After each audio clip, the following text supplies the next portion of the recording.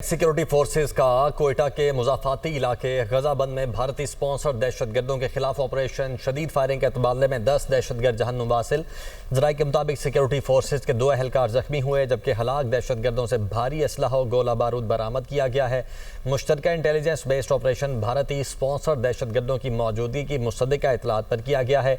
गजाबंद के पहाड़ी इलाकों में दहशतगर्दों की तश्कील मौजूद थी। दहशतगर्दों की तश्कील मुख्तलिफ कार्रवाइयों में मुलव्वस थी।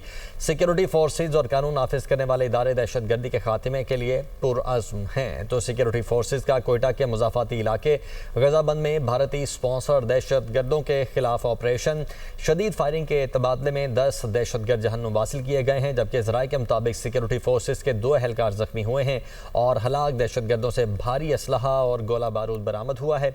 मुश्तरका इंटेलिजेंस बेस्ड ऑपरेशन भारतीय स्पॉन्सर दहशतगर्दों की मौजूदगी की मुसद्दिका इतलात पर किया गया है, जबकि गजाबंद के पहाड़ी इलाकों में दहशतगर्दों की तश्कील मौजूद है।